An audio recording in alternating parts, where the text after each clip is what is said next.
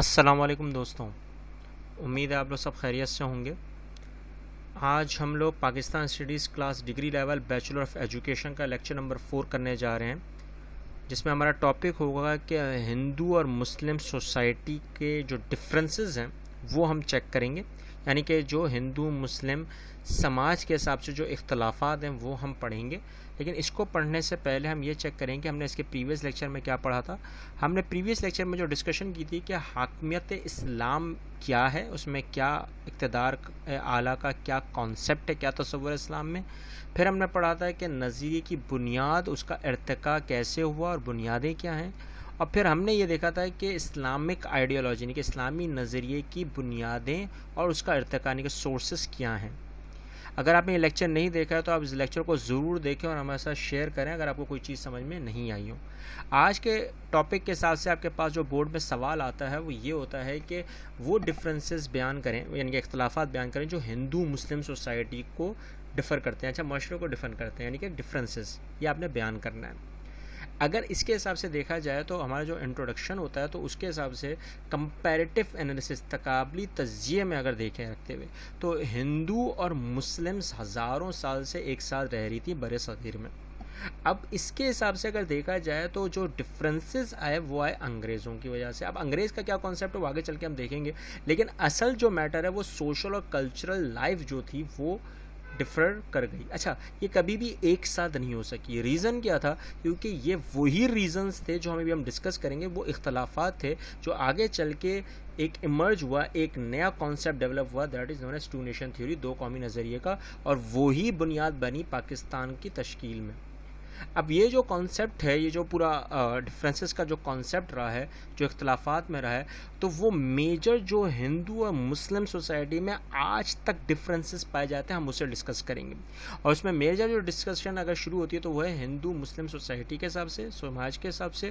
اب سوسائٹی کے حساب سے اگر دیکھا جائے تو مسلمانوں کا جو کانسیپٹ ہے وہ پورے کا پورا یورپ، افریقہ، مڈل ایسٹ، پورا کانسیپٹ جو اس وقت سے نکلتے ہوئے تہذیبوں کو آخر میں جو بر صغیر میں لے کر آئے ہیں تو وہ ایک امہ اور ایک ملت کا کانسیپٹ لے کر آئے ہیں، جس کا مطلب توحید اور ونس آف اللہ، اور ساری تعلیمات جتنی بھی سیکھیں گے بنیاد کے حساب سے وہ کون سی ہوں گی؟ تو ہولی قرآن اور سنہ، یعنی کہ رسالت کے حساب سے، حدیثوں کے حساب سے۔ یہ ہے مسلمان کا کانسیپٹ، ان کی سوسائٹی کا کانسیپٹ۔ اور اگر ہندو کی کانسیپٹ دیکھا جائے تو ان میں دیوی دیوتاؤں کا کانسیپٹ ہے۔ میں نے آپ کو شروع میں بتایا تھا کہ ان کے 4802 بھگوان تو اسی وقت پیدا ہو چکے تھے، اور اگر آپ نے نوٹ کرا ہو، اور آج کے حساب سے 21ویں صدی میں 30 کروڑ سے بھی زیادہ بھگوان ہیں، اور یہ کاؤنٹنگ چل رہی ہے، یہ بھی بند نہیں ہوئی ہے، یہ ختم نہیں ہوئی ہے۔ تو اب آپ اندازہ لگا رہے ہوں گے تو دیوی دیوتاؤں کا اور خداؤں کا کانسیپٹ اب تک ہندوؤں میں چل رہا ہے، اور آئیڈیل شپ، بت پرستی، ریورز ہوں، دریا ہوں، گنگا جمنا اور اینیملز، یہ سارے کانسیپٹ آپ کو ابھی بھی ان کی سماج کے حساب سے دکھتے ہیں۔ یہی وہ ڈفرینسز ہیں جو ایک دوسرے کو کیا کر رہے ہیں؟ اختلاف میں۔ اچھا، یہ اختلاف بن رہا ہے نہیں بن رہا ہے، ٹھیک ہے، وہ آپ کے سامنے ہے۔ اور آپ نے اگر نوٹ کرا ہو کہ کانسیپٹ آف ویلتھ، یعنی کہ اچھا اب جو دولت کا جو کانسیپٹ ہے اسلام میں وہ ہے خدمات کا کانسیپٹ۔ خدمات کا ہم لوگ سمجھ گے کہ سروسز کا، کیونکہ ہم لوگ جو کماتے ہیں وہ کس کے لیے کما رہے ہیں؟ وہ صرف اللہ۔ اب وہ اللہ کے کانسیپٹ میں اگر دیکھا جائے تو فطرہ ہو گیا، صدقہ ہو گیا، خیرہ، یہ کانسیپٹ، رشتہ دار، والدین، ان پہ خرچ، اب یہ سارا خرچہ ہے، اور یہ کہیں سیونگز کو کہیں نہ کہیں بہت کم اہمیت دے رہا ہے۔ جبکہ اگر آپ دیکھا جائے تو ہندوؤں میں تو پورا بھگوان کا ہی کانسیپٹ ہے، لکشمی کا، جس کے پاس سب سے زیادہ دولت ہوتی ہے وہی امیر ہے، وہی دھن والا ہے، اور وہ سب کچھ ہے، وہی قابل ترین ہے۔ تو یہی کانسیپٹ ہم نے لے کے اسلام میں ڈال دیا، جبکہ اسلام کا کانسیپٹ کچھ اور تھا۔ اسلام میں دینے کا کانسیپٹ ہے، لینے کا کانسیپٹ بڑا کم ہے، دینے کا کانسیپٹ۔ تو اسی وجہ سے اسلام بہت زیادہ تیزی سے پھیلا بھی، اور اس میں دو کانسیپٹ آتے ہیں، جسٹس اور ایکوالٹی۔ جب آپ اس کی بات کرتے ہیں تو بہت زیادہ اہمیت کی حامل ہوتی ہے، کیونکہ یتیموں، غریبوں، مسکینوں کا مال ہم کھاتے نہیں ہیں، پھر حرام کا کوئی کانسیپٹ بھی نہیں ہے۔ تو یہ تھا، لیکن شاید یہ وہ ڈفرینس تھا جو ہم بھول گئے ہیں، شاید ہم لوگوں نے مرج کر دیا ایک دوسرے کو۔ تو یہ ایک چیزیں تھیں۔ اچھا، کلچر، پھر ثقافت کے حساب سے اگر دیکھا جائے تو ثقافت میں تو آپ نے دیکھا ہوگا اسلام پورا تہذیبوں کو لے کر ہوا رہا تھا، 10 دفعہ آپ کو بتا چکا ہوں۔ اور آپ نے اگر نوٹ کرا ہو، وہ اس لیے بتا رہا ہوں کیونکہ ظاہر بات ہے ہم لوگ مڈل ایسٹ سے ہوتے ہوئے پورے یورپ گئے، یورپ سے افریقہ، پھر افریقہ سے واپس کہاں ہے؟ بر صغیر، یعنی کہ ایسٹ کی طرف ہے، پورا ویسٹ پھر ایسٹ۔ تو یہاں کے حساب سے اگر دیکھا جائے تو ڈانسنگ، گیملنگ، ڈرنکنگ آف وائن، یعنی کہ ناچنا، شراب نوشی، سود. اچھا یہ جو سنگنگ ہے، گانا بجانا، یہ مدوشی والے گانے حرام ہے. اسلام میں مدوشی والے گانے جس میں آپ کو جھومنے پہ نہیں، ناچنے پہ مجبور کر دیں یا آپ کو مدہوش کر دیں، کہیں دوسرے خیالات میں لے جائیں، جیسے مثال تیری گلیاں گلیاں اللہ رحم، تو یہ ساری چیزیں حرام ہیں، اسلام کے حساب سے پروہیبٹڈ ہیں. اگر آپ نے نوٹ کرا ہو کہ اسی کا بالکل اپوزٹ ہے انڈینز میں، سنگنگ اور ڈانسنگ ان کے مذاہب میں صرف شتریاؤں کو چھوڑ کے اس میں نہیں ہے. اور شتریاؤں کے حساب سے اگر دیکھا جائے تو اس میں گیملنگ اور ڈرنکنگ بھی حرام ہے. تو یہی وہ چیزیں ہیں کہ کچھ ہندو مذاہب میں چیزیں حلال ہیں جو غلط ہیں، اور کچھ چیزیں صحیح ہیں. جبکہ سود کا پورا کانسیپٹ انڈیا میں ہندوؤں میں آتا ہے، اسلام میں کوئی کانسیپٹ اس کا نہیں ہے. تو یہ ایک تھا. اچھا سوشل ڈفرینس کے حساب سے اگر دیکھا جائے تو بہت ہی بڑا ڈفرینس ہے. کلاس سسٹم کے حساب سے مسلم امہ میں کوئی کلاس سسٹم نہیں ہے، ذات کا کوئی کانسیپٹ نہیں ہے. جب آپ اسلام کے دائرے میں آ گئے، بھلے آپ مصری ہو، آپ عربی ہو، آپ کوئی بھی ہو، آپ اسلام کے دائرے میں آ گئے، ایک ہو گئے. یعنی کہ ایکوالٹی اینڈ جسٹس کا concept, respect, give and take کا کانسیپٹ، ایک امہ ایک ملت کا یہ کانسیپٹ ہے. پھر آپ کی نیشنلٹی آئیڈینٹیفیکیشن ہو جاتی ہے، پھر آپ پاکستانی ہو، مصری ہو، پھر آپ کوئی بھی ہو. پھر آپ کے پاس پھر تیسری جو لاسٹ آتی ہے وہ گروہ سسٹم ہے. ہاں گروپ بنتے ہیں، اللہ نے بنائے، جیسے پنجابی ہو گئے، سندھی ہو، یہ کانسیپٹ ہے. مگر ہندوؤں کے کانسیپٹ میں ان کا کلاس سسٹم جو چلتا ہے، پھر اس میں برہمن ہے، شتریا، وشنو سے شودرا. اب برہمن پنجابی بھی ہو سکتا ہے، سندھی بھی ہو سکتا ہے. تو یہ جو کانسیپٹ ہے یہ کلاس سسٹم کانسیپٹ ہے. اور ہندوؤں میں کلاس کانسیپٹ کا مطلب ہے ڈسکرمنیشن، امتیازی مزاج. تو دیر از نو کانسیپٹ آف ایکوالٹی. تو یہ وہ چیزیں تھیں جو ڈفر کر رہی ہیں آج تک. اور آپ نے دیکھا ہوگا 1950 کے کانسٹیٹیوشن میں انڈیا کے باقاعدہ آرٹیکل نمبر 15 میں باقاعدہ یہ لکھ دیا گیا ہے، لیکن پھر بھی اس کے عمل نہیں ہو رہا. سرواکر نے لکھا تھا لیکن نہیں ہو رہا ہے عمل. وہ آپ سمجھ سکتے ہیں مذہب میں. تو اچھا لینگویجز اگر آپ دیکھا جائے تو باقاعدہ اردو کے حساب سے اگر دیکھا جائے تو اردو زبان جو ہے وہ عربک اور ترکش کے سب سے زیادہ الفاظوں میں، اور عربک جو ہے وہ مسلمانوں کی مین زبان ہے. تو وہ یہاں پر برِ صغیر میں اس لیے اردو ہے کہ 30 زبانوں کو ملا کر، نہیں کہ وہ گروہ کو ملا کر ایک زبان بنا دی، اور 72 زبانیں اس میں ایڈ ہو گئی اور مزید ایڈ ہو رہی ہیں.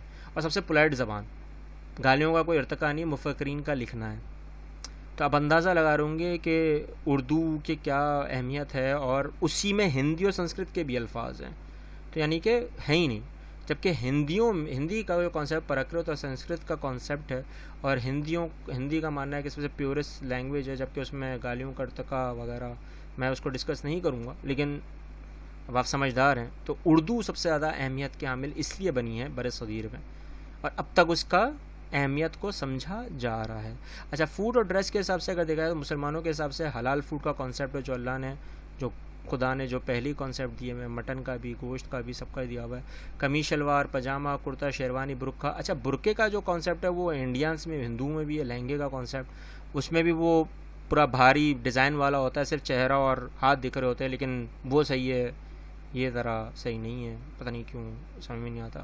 اچھا تو باقی دھوتی، لنگوٹی، ساڑی کا کانسیپٹ ہے ہندوؤں میں. اچھا دھوتی کا جو کانسیپٹ پنجابیوں کا آتا ہے، وہ پنجابیوں میں جو ہمارا کانسیپٹ ہے مسلمانوں کا، وہ دھوتی کا کچھ اور کانسیپٹ ہے. وہ زیادہ تر جو ذرات کے کانسیپٹ میں آتا ہے کہ وہ اترتے ہیں بیچارے کام کرنے کے لیے، تو پانی، پینٹ پہن کے، شلوار پہن کے اگر اترے تو اللہ رحم، پانی چڑھ جائے گا تو سمجھ سکتے ہیں برا ہو سکتا ہے. تو وہ کانسیپٹ تھا دھوتی کا. اور جو ہندو میں کانسیپٹ ہے وہ ان کے بھگوانوں سے ہے، وہ وشنو اور شودرا وغیرہ سے جو آتا ہے، وشنو، کرشنا، جو دھوتی. تو میں اس کو ڈسکس نہیں کروں گا، باقی آپ سمجھدار. تو یہ وہ چیزیں جس کی وجہ سے ہم اپنے آپ کو پورا کور کرتے ہیں، ان کا کور نہیں ہے. تو یہ ایک کانسیپٹ ہے، ٹھیک ہے، تو چل رہا ہے.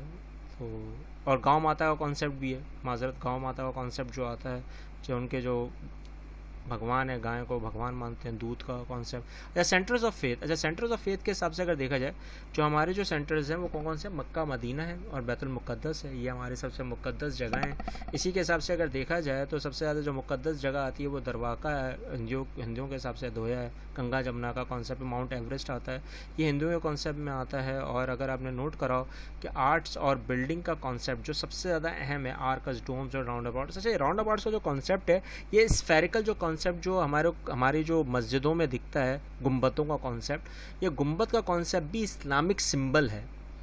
ہر اسفیئر کا، ہر یعنی کہ گولائی کا گول کا ہمیشہ ایک سینٹر ہوتا ہے اور اسی پہ ایک نوک ہوتی ہے. آپ نے ہمیشہ نوٹ کیا ہوگا مسجد کی ایک نوک بنی ہوئی ہوتی ہے, اوپر سے اگر دیکھیں تو وہ سینٹر آف دا کی ہوتی ہے.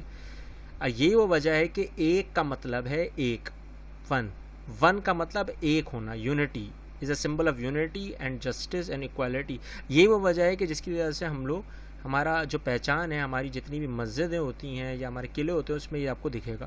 جبکہ مندرس کے حساب سے زیادہ تر کیا ہوتا ہے, وہ کون سا ہوتا ہے, ٹرائنگل ہوتا ہے, اسکوائر ہوتا ہے, بدھوں کا کانسیپٹ ہوتا ہے. اب انہوں نے ہماری چیزوں کو بھی ایکسیپٹ کیا, گنبد رکھنا شروع کر دیے, تو وہ ایک الگ بات تھا. لیکن میجر کانسیپٹ آپ کو ادویا جیسے ان کا ایک پورا مندر ہے, آپ کو پورا ٹرائنگل شیپ میں دکھے گا, ٹرینٹی کا کانسیپٹ ہے.